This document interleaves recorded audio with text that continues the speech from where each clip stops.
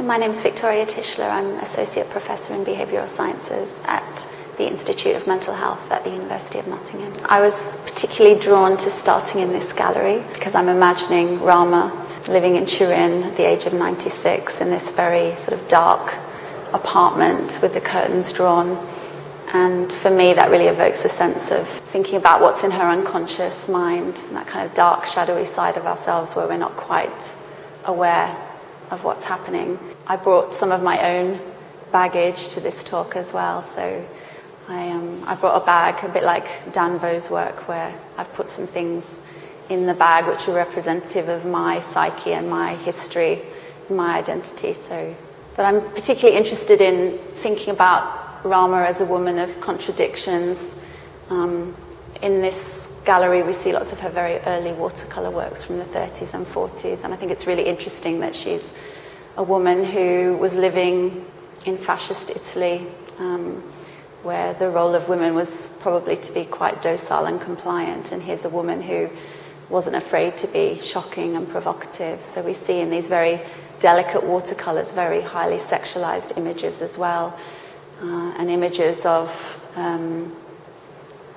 prosthetics, which lots of the images may relate to sort of early traumas that she had in terms of the suicide of her father and the incarceration of her mother in an asylum where she used to visit quite regularly.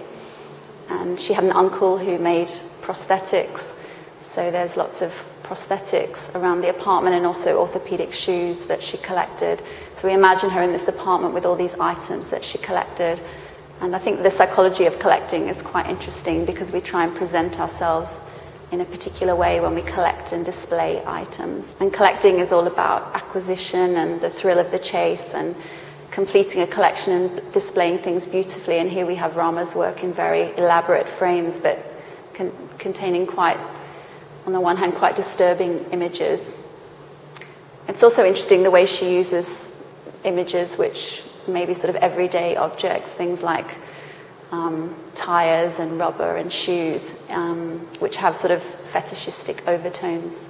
So rubber, on the one hand, might be some kind of testimony of her father's life and work and ultimate demise, but also, of course, rubber and latex have fetishistic connotations around, particularly when you look at things like bondage and dominance. And also the image of the shoe recurs, and high-heeled shoes are quite interesting because they often occur as a particularly common male fetish, so particularly high-heeled shoes. And we know that women's posture and deportment changes when they wear high-heeled shoes, and that high-heeled shoes are often seen as a fetish object. But of course, on the other hand, shoes are just an everyday object, a functional object that we need.